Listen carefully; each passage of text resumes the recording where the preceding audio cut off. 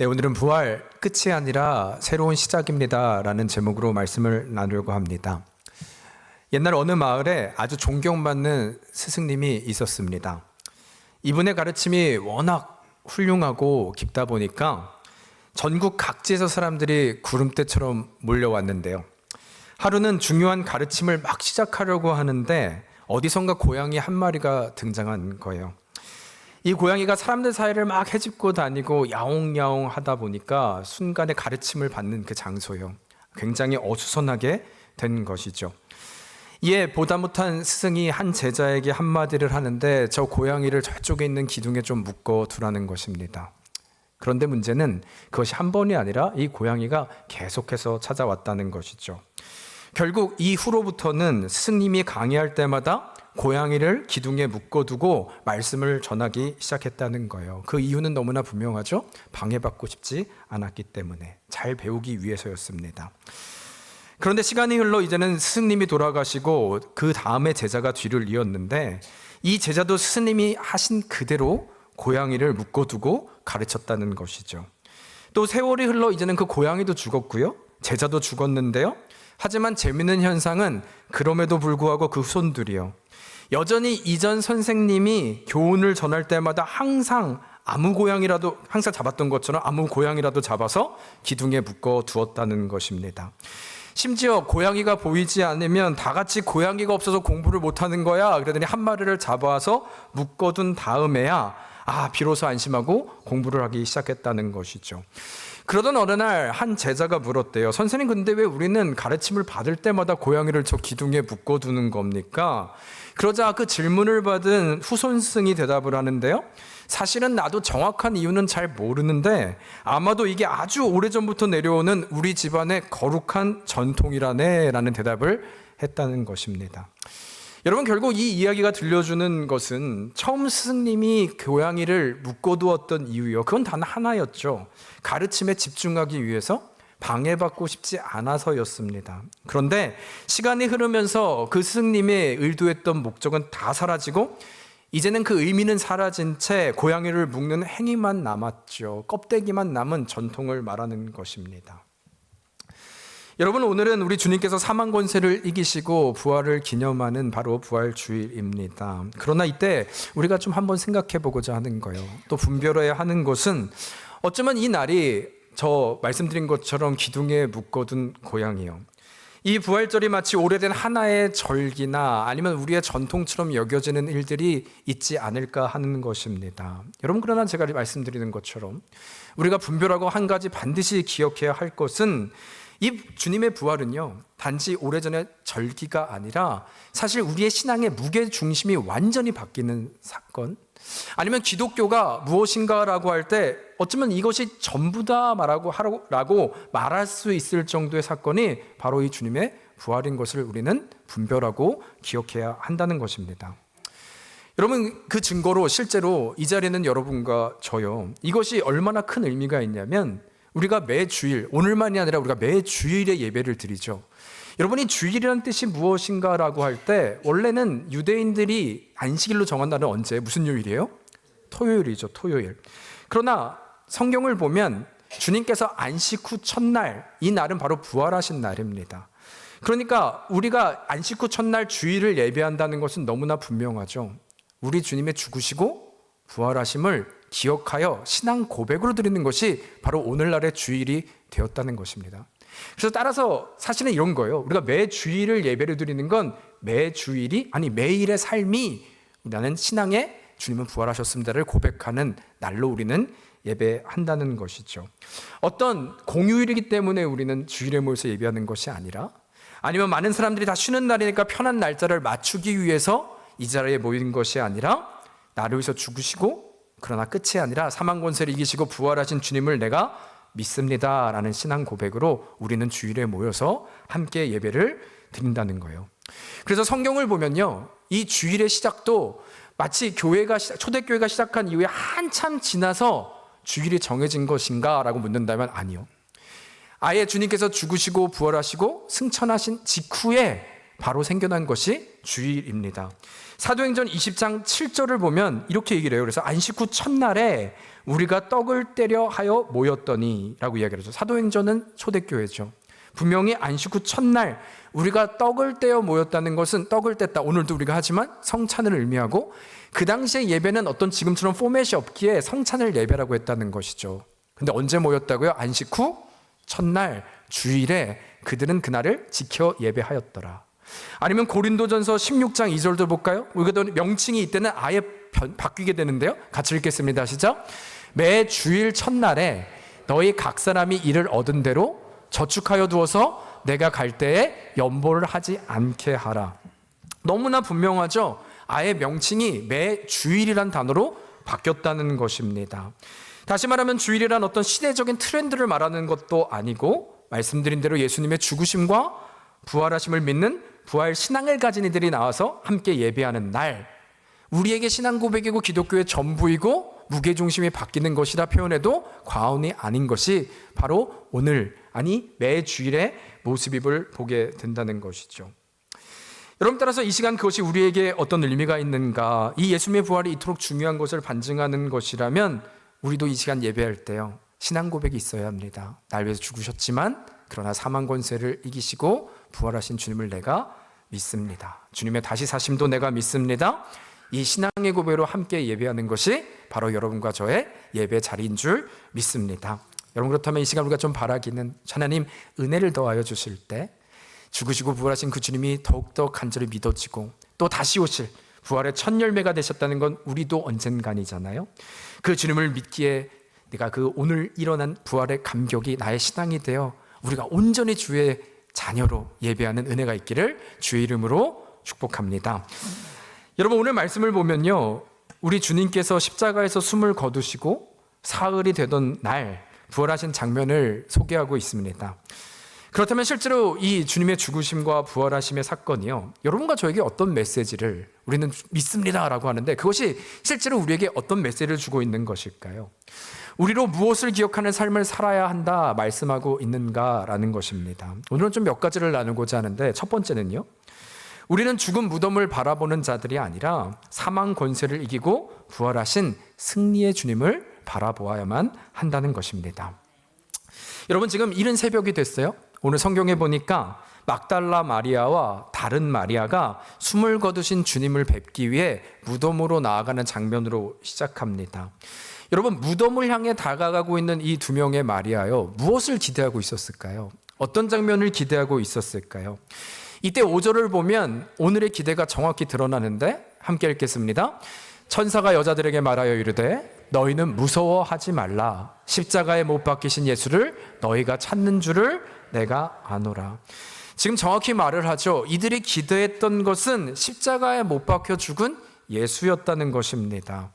여러분, 우리에게 죽음을 생각하고 묵상하게 하는 건 굉장히 절망을 의미하잖아요. 죽은 예수님을 생각하며 가고 있던 이들의 걸음걸이는 어땠을까 할 때 소망이 없는 것이죠. 절망인 것이죠. 마치 에스겔서로 나오는 마른 뼈 같은 심령이 바로 이들의 모습이었던 것입니다. 얼굴은 어땠을까요? 아마 생기도 없고 죽음만을 바라보는 그냥 그런 연민이 섞여 있는 이 여인들의 모습이 아니었을까 하는 거죠. 그런데 놀라운 것은 그 죽음을 바라보고 있는 이들에게 천사가 나타나서 6절에 이런 선포를 해요. 그가 여기 계시지 않고 그가 말씀하시던 대로 살아나셨느니라. 또 7절 보니까 또 빨리 가서 그의 제자들에게 이르되 그가 죽은 자 가운데서 살아나셨고 너희보다 먼저 갈릴리로 가시나니 거기서 너희가 배우리라 하라. 지금 여인들은 죽음을 맞이하기 위해, 또 죽음을 보기 위해 무덤으로 달려갔는데, 오히려 하나님은 너무나 정확하게 너희는 그 죽음을 보지 말고 다시 절망을 보지 말고 주님의 말씀대로 살아나셨음을 보아라 말씀하고 있는 것이죠. 여러분, 그렇다면 그 이유는 무엇일까요? 하나님께서 어떤 이유로 절망하고 있는 이 여인들에게 향하여 죽음이 아니라 부활을 보아야 된다라고 말씀하고 있는 것일까? 여러분, 이것에 대한 답은 너무나 분명합니다. 우리 주님의 마음이요, 아니면 주님의 이루신 일이요. 우리 주님은 이 절망, 그것은 어둠의 권세죠. 죽음의 권세죠. 사망의 권세를 이기시고 다시 살아나신 승리의 하나님이신, 승리의 왕이시기 때문인 줄 믿습니다. 그러니까 절망은 우리 게 아닌 거죠. 근데 우리는 끝이다, 더 이상 소망이 없다라고 바라는 것. 그러나 이것을 주님은 그것이 아님을 말씀하시고 우리가 바라봐야 될 것은 승리의 왕이심을 말씀하고 있다는 것입니다. 여러분, 이것이 얼마나 큰 의미가 있냐면 제가 여러 번 말씀드렸지만 다시 한번 우리 나사로 사건을 떠올려 보자는 거예요. 나사로 사건은 정확히 이야기를 하죠. 죽은 사람이 이제 죽어가는 사건입니다. 예수님께 SOS를 쳤죠. 그런데 우리 주님이 지체하셨습니다. 그 기간에 나사로는 죽게 되었습니다. 이로 인해서 마리아가 얘기를 했잖아요. 주님께서 여기 계셨더라면 내 오라버니가 죽지 않았을 것입니다. 아쉬움이고 안타까움의 고백입니다. 그런데 이때 이 말을 들으신 주님의 반응들을 다시 한번 성경을 보면 이를 보신 예수님께서 눈물을 흘리셨다라고 하시고 또 그 이후에 38절에 보면 이 예수께서 통분히 여기시며 무덤에 가셨다. 그 나사로 무덤가로 갔던 장면을 기억하자는 것이죠.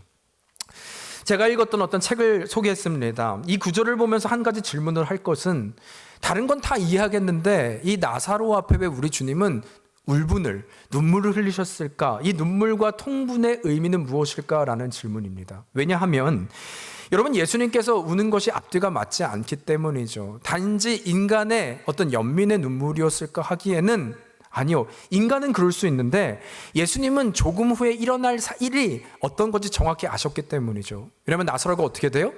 주님이 나오라 할 때 죽음을 이기고 다시 살아나잖아요. 그렇다면 우리 주님이 하셔야 될 사실은 정확한 문맥상 보면 오히려 죽은 나사로가 어디에 있느냐 말씀하신 후에 다 울고 있는 이들에게 울지 마라, 웃으시는 거죠. 미소를 띠시는 거죠. 자, 다들 모여봐. 잠시 후면 놀라운 일이 있을 거야. 너희가 이 일을 보게 될 거야. 그 다음에 기적을 보이시고 봐봐, 내가 누구인지 봤지? 그는 죽은 것이 아니야. 이것이 훨씬 더 스토리상 맞지 않겠냐는 거예요. 이 눈물과 울분과 통분과 지금 이 상황은 앞뒤가 맞지 않다는 것입니다. 그렇다면 이 울분과 통분이요, 이것은 도대체 무슨 의미인가? 인간적인 나사로를 향한 아픔의 표현인가? 그것이 전부인가 할 때 그것이 아니라는 거예요. 그것은 바로 죽음의 권세죠. 이 세상을 만드신 창조주께서 이 죄에 뿌리는 죽음의 권세잖아요. 죽음의 침입자, 그 권세를 상대하고 계시기에 그들을 향한 그들을 향한 분노를 표출하고 있는 것입니다. 그러니까 이 책에 보면 예수께서 통분히 여기시며 무덤에 가시기를, 이 표현 자체를 우리 주님께서는 화가 나서 씩씩거리며 나사로의 무덤으로 저 죽음의 침입자를 향해 나아가셨다라고 말을 하는 것이죠. 절망하고 있는 인간들에게, 그것을 붙잡고 있는 이들에게 주님은 참지 못하시고 너희가 이것을 가두고 있는 것에 대한 분노와 화를 가지고 그들에게 접근하셨음을 말하고 있는 것입니다. 결코 내가 자시하지 않겠다. 나의 사랑하는 자녀들을 묻고 있는 것을 내가 가만두지 않겠다고 하는 그의 결단을 보여주는 고백이 바로 눈물, 통분이었음을 말하고 있는 것입니다.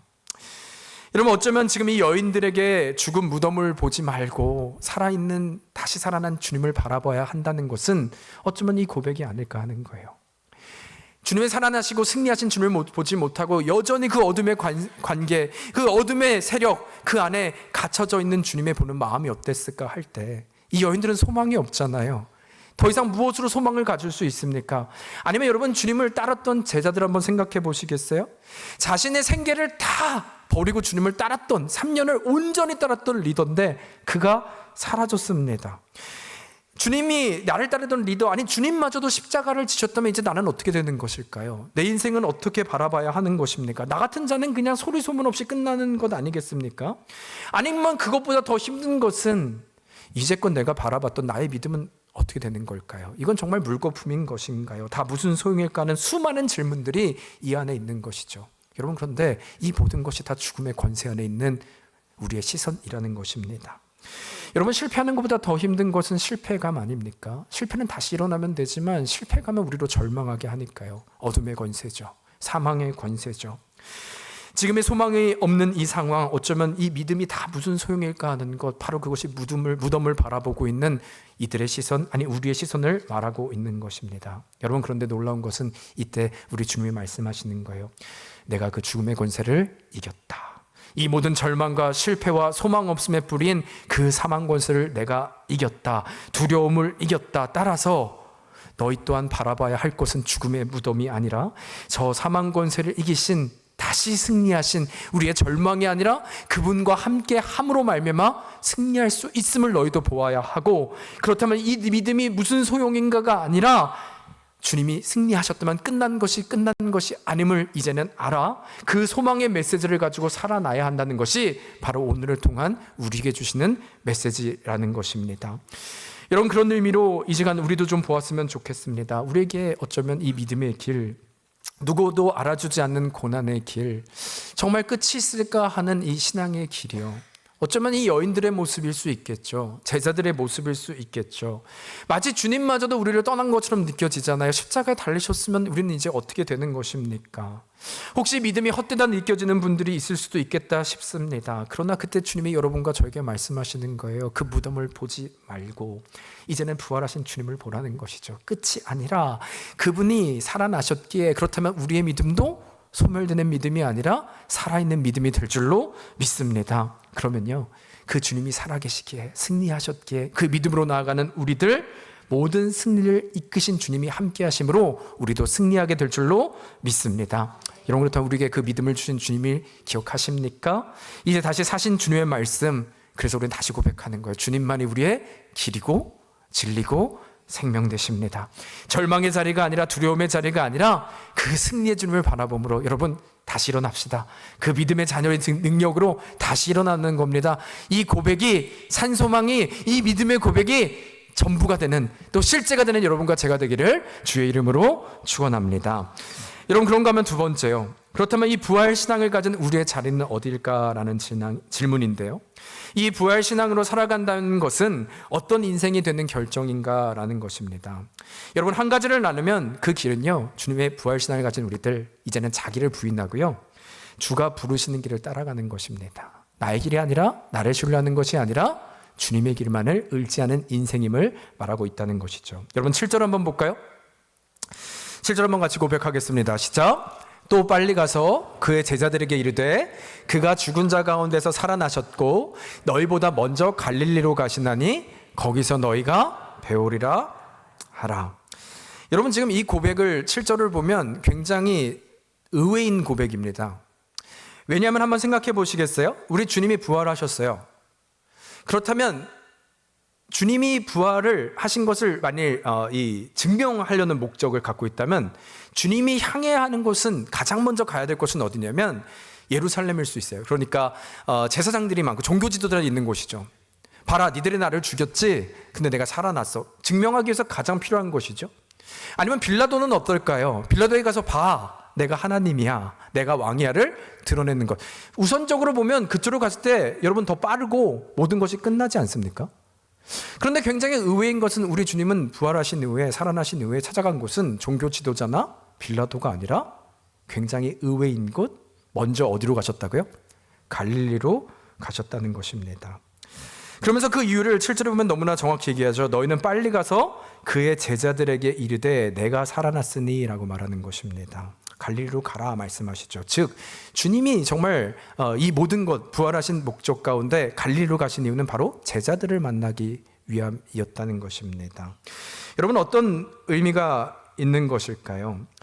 제자들 한번 생각해 봤으면 좋겠어요. 여러분, 제자들은 주님을 3년간 따랐던 이들이잖아요. 그런데 이 제자들이 주님을 십자가 앞에서 부인하고 실패했던 가장 큰 원인은 어디 있는가라고 할 때 저는 그것이 바로 자신을 믿었기 때문이라고 생각합니다. 다른 말로 하면 자기 확신이었다는 것이죠. 그러니까 내가 목숨 걸고 주님을 따를 수 있었던 것은, 저분이야말로 이 땅의 세상의 왕이 되실 분이지, 그러면 기꺼이 나의 모든 생계를 버려서라도 그물을 던져서라도 따라야지라고 하는 확신이 그에게 있었다는 것이죠. 그런데 이 확신이 얼마나 강했냐면, 주님이 그러나 내가 원하시는 길을 가지 않으니까 이것은 나의 길과 다르다는 확신이 또 든 것이죠. 그러니까 주님이 그 십자가를 감에도 불구하고 주님을 기꺼이 버리는 것, 아니면 주님이 그 길을 간다고 믿었기에 제자들끼리도 싸우지 않았습니까? 자리다툼을 하지 않았습니까? 자신의 확신을 말하는 것이죠. 아니면 그래서 1등 제자였던 베드로도 보면 다른 사람은 몰라도 나는 결코 그런 일은 일어나지 않을 것입니다, 자기 확신이었지 않습니까? 그런데 그 확신이 무너진 순간 더 이상 그는 예수님 앞에 나아갈 수 없었죠. 십자가 앞으로 다가갈 수 없었던 것입니다. 그 연약함, 3번을 부인하게 되었던 것, 그 모든 원인은 사실은 자기 확신에 있었던 것이죠. 여러분, 실제로 성경은 우리의 스스로 확신하는 것이 얼마나 어리석은 것인지를 창세기 때부터 성경의 구절을 보면 말씀하시는데, 창세기 3장을 보면 뱀이 이 아담을 속여서 선악과를 먹게 하는 장면이 등장하죠. 그런데 5절을 보면 이 타락한 이들에게 결과를 말씀하시는데 이 말씀을 하세요. 같이 읽을까요? 시작. 너희가 그것을 먹는 날에는 너희 눈이 밝아져 하나님과 같이 되어 선악을 알 줄 하나님이 아심이니라. 여러분이 구절을 한번 보시겠어요? 선악과를 먹으면 그 결과를 너희가 뭘 알게 된대요? 이 구절에 보면 선과 악을 알게 된대요. 여러분, 그럼 한번 생각해 보세요. 선과 악을 분별할 줄 아는 건 좋은 걸까, 나쁜 걸까요? 여러분, 좋은 것 같지 않아요? 우리부터 선과 악을 구별하게 됐대요. 죄 지을 만하지 않습니까? 이러면 죄를 지니까 우리가 구별하게 된다는 것이죠. 이제 안 속으시네요. 여기서 여러분, 내가 안 나오는데. 여러분, 그러나 우리가 좀 말씀을 분별해야 하는 것은, 질문 드리겠습니다. 여러분, 실제로 이 땅 가운데 선과 악을 온전히 분별하실 수 있는 한 분 누구실까요? 하나님 한 분이시죠. 그런데 인간에게 이것이 주어졌다면, 선과 악을 인간이 구별하는 순간 어떤 처참한 결과를 갖게 되냐면, 그게 지금 우리의 현실인 것이죠. 이 판단이 흐려지면요, 우리 가운데 우리 스스로를 믿게 되니까 마치 사사기 같은 거예요. 내가 다 옳은 대로 행합니다. 왜냐면 내가 옳은 것이니까요. 내가 선과 악을 분별하니까요. 그러니까 이것은 옳은 것이니까 난 나의 길을 가고, 저 사람은 저것이 옳으니까 저 길로 가는데, 지금 이 전쟁이 일어나는 것도 원인이 뭐예요? 다 옳다고 하는 거죠. 선과 악을 내가 판단하니까 끊임없는 전쟁이 일어나지 않습니까? 아니면 또 그 결과요, 선과 악을 내가 결정하다 보니까 우리는 누군가를 끊임없이 판단하고 끊임없이 정죄하죠. 왜요? 나는 옳고 너는 옳지 않으니까. 끊임없이 정죄하는 것. 그래서 예수님께서 우리에게 무엇을 말씀하세요? 왜 그들에게 비판하지 말라라고 말씀하십니까? 남을 비판하지 말라. 왜 너 눈에 있는 들보를 보지 못하느냐? 왜 말씀하세요? 어떤 인간도 누군가를 비판할 수 있을 정도로 완벽한 선과 악을 구분할 수 있는 사람이 있다 없다? 없기 때문이라는 거예요. 너에게 비판할 수 있는 그 정도의 시선과 완전함이 없기 때문에 이것은 불가능하다 말씀하고 있는 것입니다. 여러분, 이것이 바로 자기 확신의 열매라는 거예요. 제자들의 모습이었고 가장 어리석은 모습이었음을 성경이 증거하고 있다는 것이죠. 그런데 은혜는 무엇이냐면, 이 어리석은 결과로 제자들 다 떠났고 도망갔고 무너졌고 실패했는데도 불구하고 우리로서는 끝났는데, 그런 우리를 주님께서 다시 찾아가 주셨다는 것이 은혜인 것입니다. 배신자가 아니라 버려둔 것이 아니라 그런 우리를 버리지 못해서 또 다시 주님이 찾아가 주셨다는 거예요. 갈릴리로 가 주셨다는 거예요. 여러분, 어떤 것을 무엇을 의미합니까? 이것은요, 갈릴리가 어떤 곳인지를 다시 생각해 보세요. 갈릴리는 다시 시작하는 곳입니다. 돌려 말하면 예수님과 제자들이 만났던 곳이 바로 이 갈릴리죠. 내가 저분을 따르기 위해서 내 생계를 던져주고 갔던 것이 갈릴리 호수였던 것을 기억합니다. 갈릴리는 주님과 시작했던 그 아름다운 영적인 고향이었던 거예요. 내 뜻과 내 계획을 내려놓았던, 주님 때문에 모든 것을 다 던져두었던, 내 세리직을 던져두고 따랐던 영적인 고향이 바로 갈릴리였는데, 이 갈릴리가 이제는 실패하여 다시 주눅들고 있는 이들이었다면 그곳을 주님께서 찾아와 주셔서 이들에게 만나주셨다. 여러분, 이것은 회복의 시작이 누구로부터, 어디서부터 시작돼야 되는지를 우리에게 분명히 말씀해 주신다는 것이죠. 어딥니까? 다시 주님께로 돌아가는 거예요. 나의 확신이 아니라 다시 괜찮아, 그러나 주님으로부터 시작될 수 있다면, 주님과 함께 머물 수 있다면, 그 손을 다시 잡는다면 회복할 수 있음을, 그래서 주님은 그 어떤 곳을 제껴서라도 갈릴리로 향하셨다는 것이죠. 마치 오래전 모든 것을 가지고 있다가 실패했던 이삭, 여러분 기억하십니까? 그러나 그가 또 어디서 시작했어요? 다시 처음으로 돌아와 우물을 파기 시작합니다. 그곳에서 회복했던 것처럼요. 결국 주님을 온전히 따르는 길이란 무엇일까 할 때, 여러분, 첫 번째 우리를 부인하는 겁니다. 우리의 확신이요? 우리의 선과 악이요? 아니, 우리는 그런 존재가 아닙니다. 그러나 두 번째, 그래서 내가 아니라 주님이 아니고서는 할 수 없습니다. 어디서 시작한다고요? 주님으로부터 회복하는 거요. 그분의 부르심 외에는 할 수 없음을 인정하고, 그래서 순종하며 나아가는 것이 바로 우리의 자리임, 부르신 길을 따라가는 것, 그것이 바로 여러분과 저의 자리임을 말씀하고 있다는 것이죠. 여러분, 어쩌면 우리의 확신을 가지고 오늘을 살지 않으셨어요? 이 선과 악, 나의 확신으로 이 길이면 된다고 쫓았던 그 길 말합니다. 그러나 그 길이 실패했을 때 우리는 더 이상 갈 곳이 없잖아요. 예수님을 세상의 왕으로 쫓았던 제자들, 이 확신을 갖고 갔을 때 주님이 죽은 순간 이들에겐 더 이상 소망이 없었습니다. 답을 잃은 것이죠. 그런데 마치 우리의 인생이요.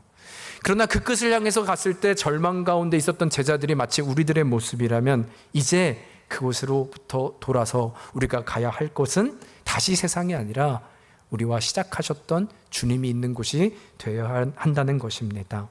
다른 곳에서 답을 찾는 자들이 아니라 여러분 주님께로 돌아가 주님의 손을 내미실 때 우리와 동행하시고 회복을 명하신 그 주님과의 교제와 은혜를 누리시는 여러분과 제가 되기를 주님의 이름으로 축원합니다. 여러분 마지막이에요. 그렇다면 그 부활신앙 승리의 믿음을 가지고 사는 자들의 결과도 좀 보았으면 좋겠습니다. 그래서 다시 주님이 제자들을 부르셨죠. 그 결과는 무엇일까요? 마태복음 마지막 구절입니다. 19절과 20절입니다. 같이 읽을까요? 시작. 진실로 너에게 이르노니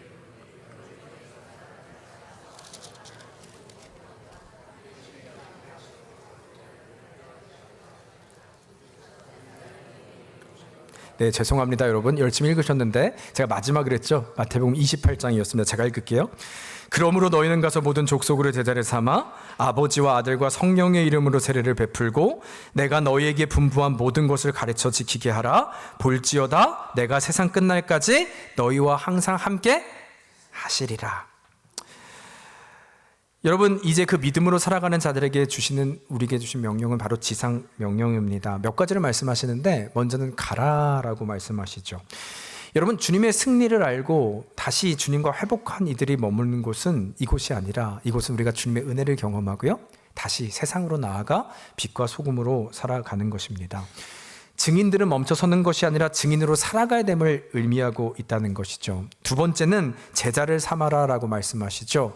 이것은 우리가 가르침을 받는 것만이 아니라 우리가 배우고 또 제자로 해야 되는 인생으로 나아가야 되는 것임을. 여러분 그래서 제자들이 어떻게 됐어요? 이 은혜를 받고 온 열방을 향해서 다 복음을 전하고 나아가기 시작했죠.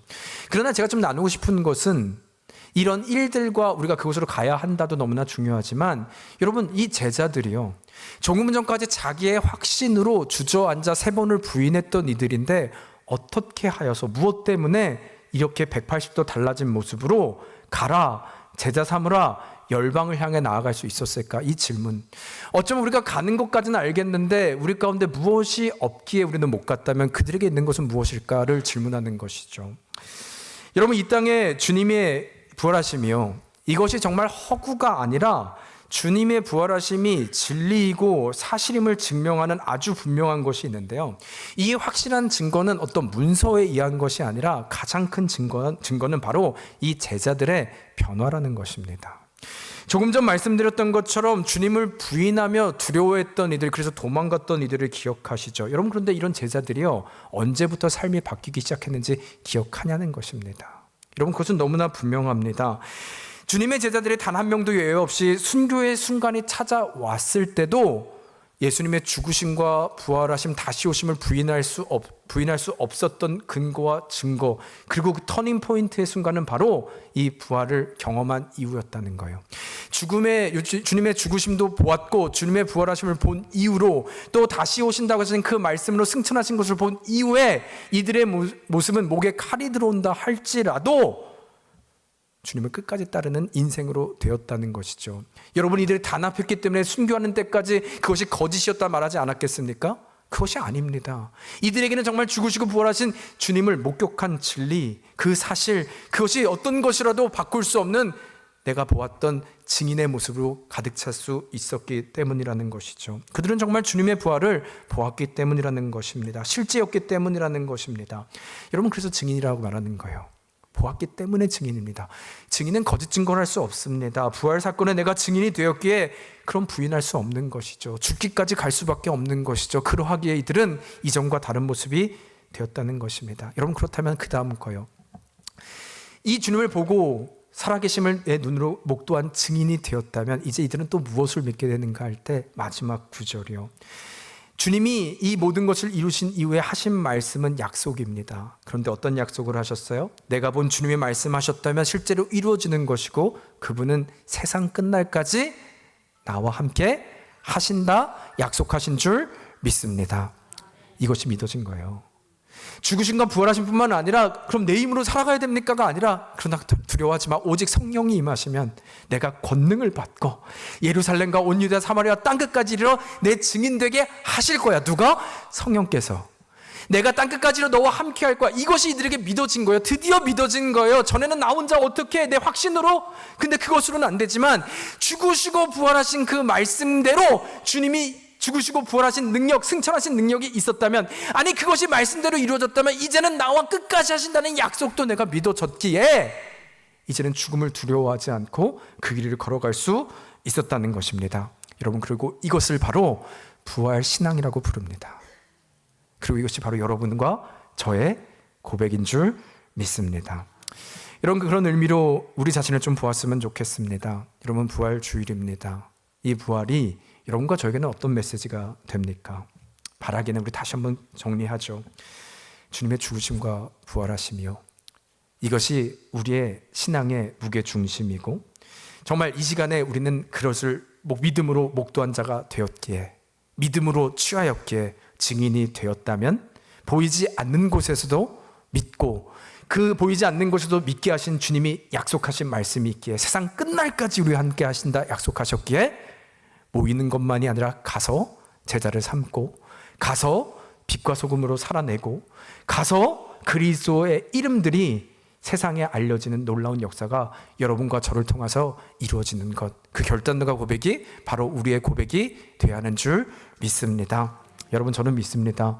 우리 가운데 약속이 있기에, 성령님이 세상 끝날까지 증인되게 하신다 약속하시기에 두렵고 떨리는 상황, 첫 번째 자신을 부인하는 거예요. 내 확신이 아니에요.